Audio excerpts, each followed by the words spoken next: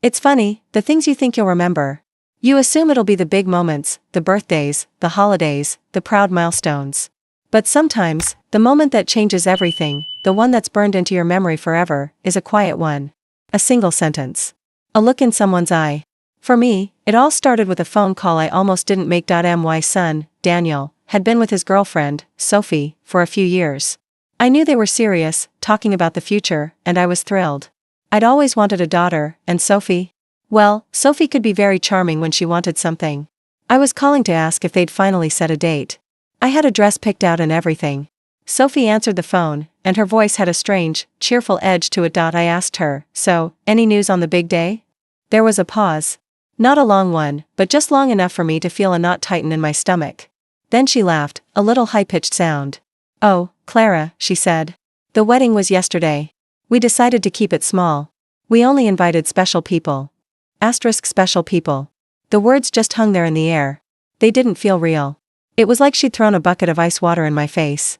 My mind started racing, trying to make sense of it. Special people and I. The woman who had paid their $500 rent, every single month, for 3 straight years.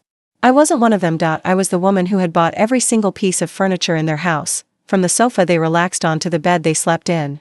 When their fridge was empty, I was the one who went to the grocery store and filled it to the brim, never asking for a dime in return. I wasn't a special person.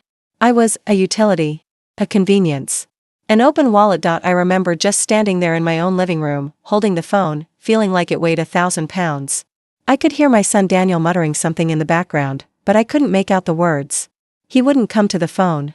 He couldn't even look me in the eye the next time I saw him. Sophie, on the other hand, had no trouble making herself comfortable on the very sofa I'd paid for, acting as if she hadn't just ripped my heart out. For weeks, I had been planning. I had a beautiful pale pink dress hanging in my closet, $200 I'd spent thinking about the wedding photos I would never be in. I'd set aside $1,000 in cash as a wedding gift. I'd called my sister in Chicago to share the good news. All of it, my joy, my planning, my love. It all collapsed into dust with those 4 little words. Only special people. Daniel finally managed to speak to me about it a few days later. He came over, wouldn't meet my gaze, and just mumbled this line that sounded like it had been written for him. "Mom, it was just an intimate thing, you know? Very small. Just us and the witnesses. But we live in the age of social media. It's impossible to keep a secret like that." I saw the pictures. I saw Sophie's parents, beaming with pride, standing on either side of the happy couple. I saw her brothers and sisters raising champagne glasses in a toast. I saw all the special people. And I saw Sophie's stunning white dress, a dress I now realized I had helped finance with the $800 I'd given her last month for what she called personal expenses. I saw everything I wasn't supposed to see, and the pain was immense.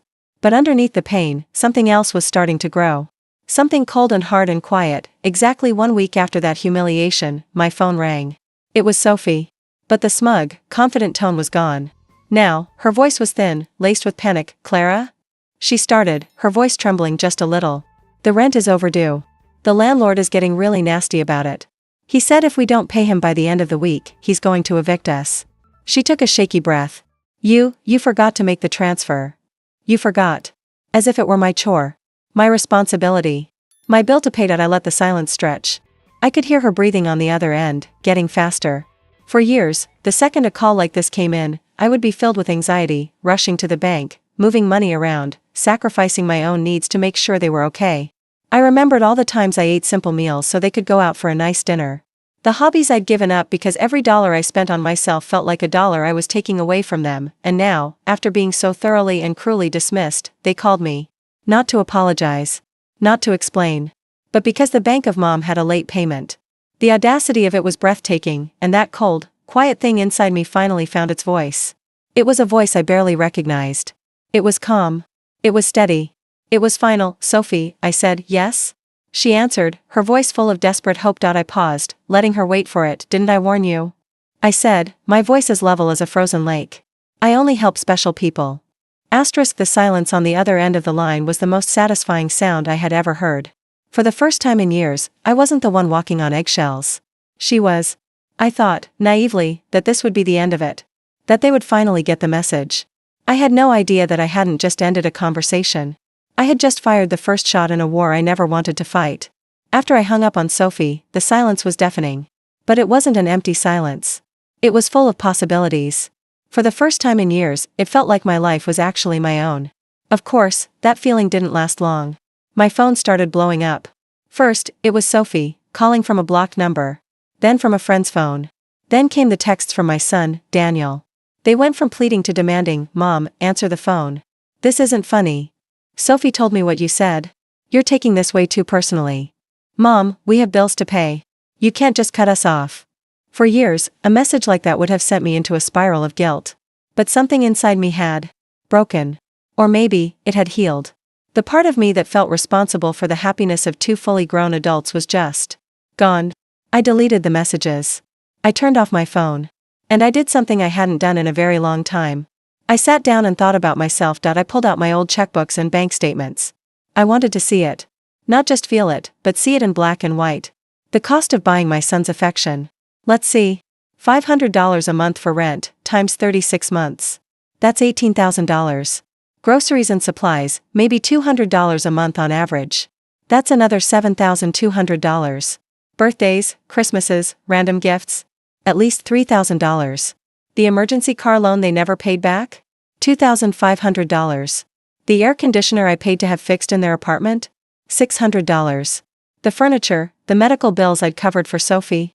The grand total was $33,400. Over $33,000 of my retirement savings. Money my husband had left me to ensure I'd be secure. All of it, just poured into their lives so they could live comfortably while treating me like an afterthought. Seeing that number? It solidified my resolve. This wasn't about a forgotten wedding invitation anymore. This was about my life. The next morning, I went to the bank. The manager, a kind man who had processed every one of my transfers to Daniel, saw me and waved. I walked straight into his office. "I need to cancel all automatic transfers programmed on my account," I told him.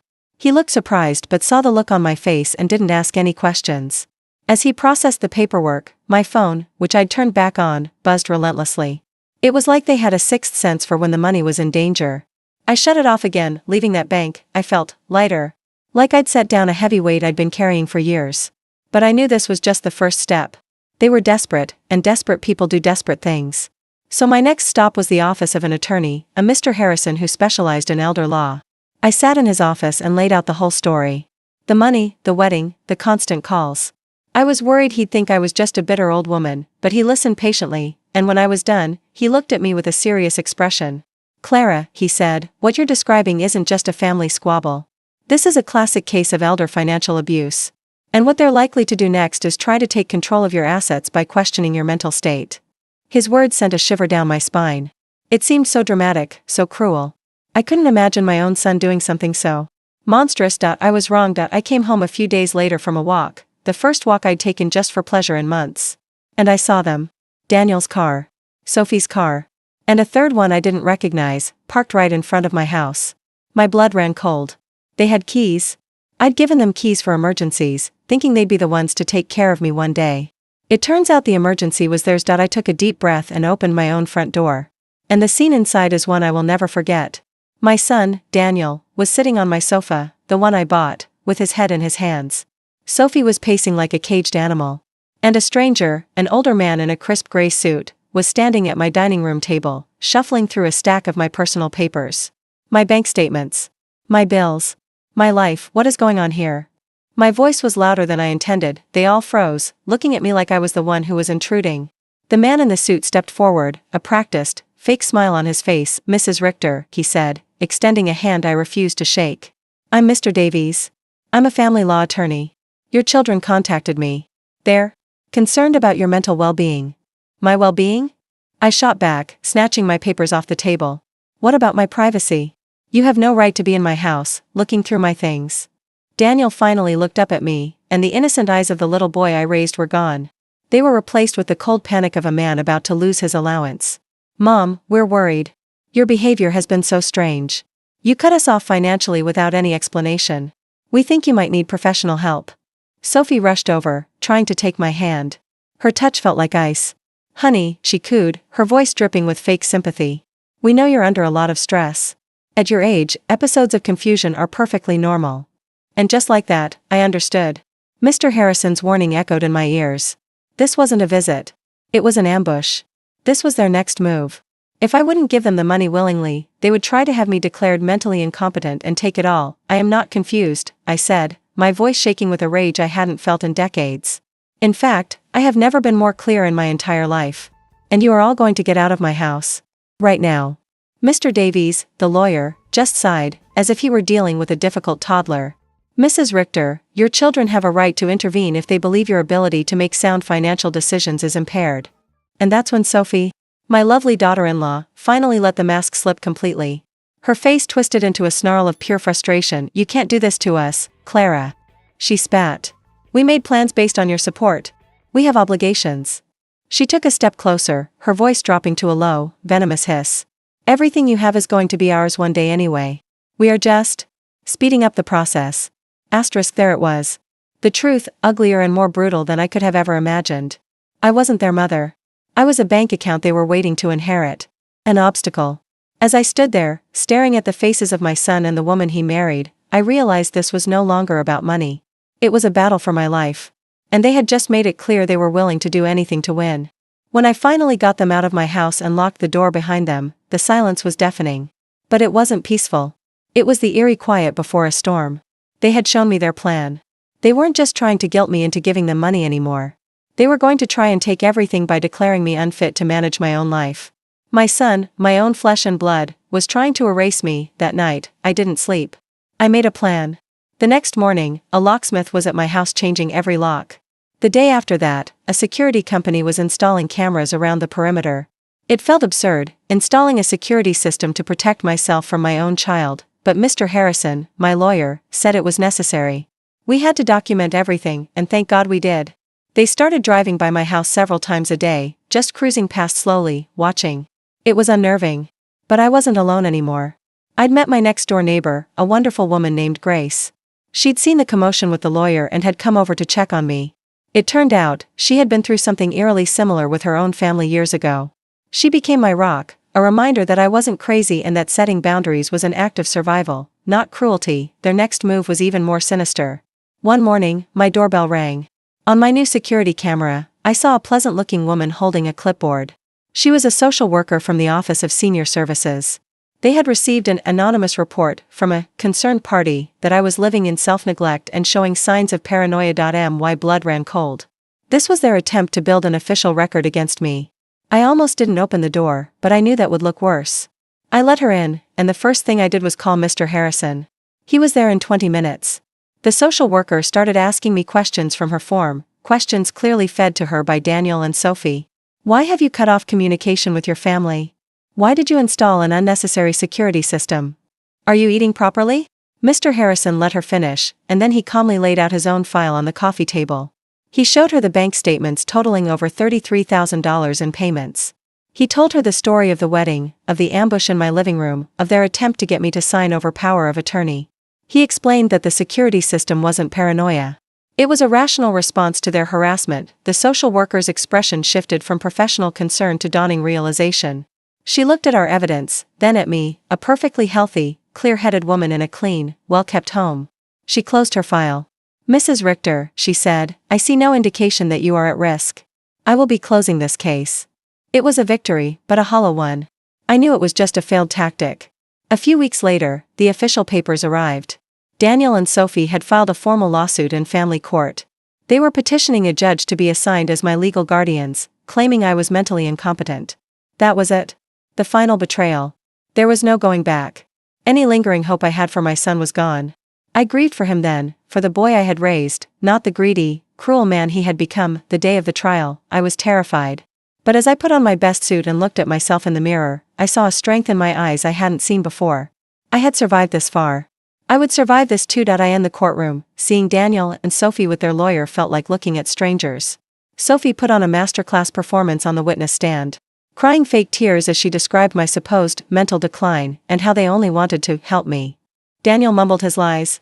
Barely making eye contact with anyone, their lawyer painted me as a confused, paranoid old woman being manipulated by my new friends and my greedy attorney. It was a disgusting, twisted version of the truth, but then, it was our turn. Mr. Harrison was brilliant. He called my pharmacist, who testified that Sophie had tricked him into signing a misleading statement about my medication habits. He called the bank manager, who testified that I was always clear and decisive about my finances. He called Grace and my other new friends, who all spoke about my vitality and sharp mind. He presented the results from an expert psychiatrist who had evaluated me and found my cognitive function to be excellent for any age. Finally, it was my turn. As I walked to the witness stand, I felt a strange sense of calm. All the fear was gone. There was nothing left but the truth. I told the judge everything. Every dollar. Every lie. Every moment of humiliation. Their lawyer tried to trip me up on cross-examination. "Mrs. Richter," he asked condescendingly, "don't you feel it's a mother's duty to help her child, no matter what?" I looked past him, towards my son. "It was my duty to raise an independent, honorable man," I said, my voice clear and strong. "My son is 35 years old. It is not my duty to finance his life, especially when he treats me with such profound disrespect." The judge retired to deliberate. Those 2 hours felt like an eternity. When he came back, his face was like stone. He looked right at Daniel and Sophie. After reviewing all evidence, he began, "It is abundantly clear to this court that Mrs. Clara Richter is in full possession of her mental faculties. Her decisions, while clearly upsetting to the plaintiffs, are rational, well-reasoned, and entirely within her rights." My heart soared. I had one, but he wasn't finished. "Furthermore," he continued, his voice stern, "the evidence strongly suggests that this petition was not filed out of genuine concern, but out of financial motivation. It is a gross abuse of the system designed to protect our vulnerable seniors. The request for guardianship is emphatically denied. I sold the house. It had too many ghosts. I traveled, something I'd always dreamed of doing. I started painting again. I found a life that wasn't built around someone else's needs. A life filled with real joy and genuine friendships. I never saw Daniel or Sophie again. I heard through the grapevine that they had to sell their expensive car and that Sophie had to get a job for the first time in her adult life. Maybe they finally learned the lesson my generosity never could teach them, the value of standing on your own 2 feet, that cold, hard thing that grew inside me after that first phone call? It wasn't hatred. It was self-respect. It was the price of my freedom. And I can tell you, after all this, it was worth every single penny.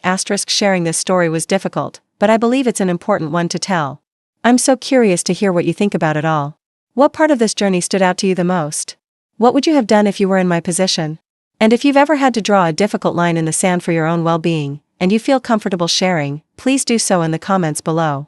There is so much strength and wisdom in knowing we are not alone in our struggles. If this story resonated with you, it would mean the world to me if you'd give it a like. It helps these stories reach more people who might need to hear them. And of course, to make sure you don't miss our next video, please subscribe to the channel. We have many more stories of life, challenge, and resilience to share with you. Thank you for listening. Whatever chaos you might be navigating in your own life, I wish you strength, I wish you clarity, and I hope you find your own beautiful, peaceful sunset on the other side. Be well.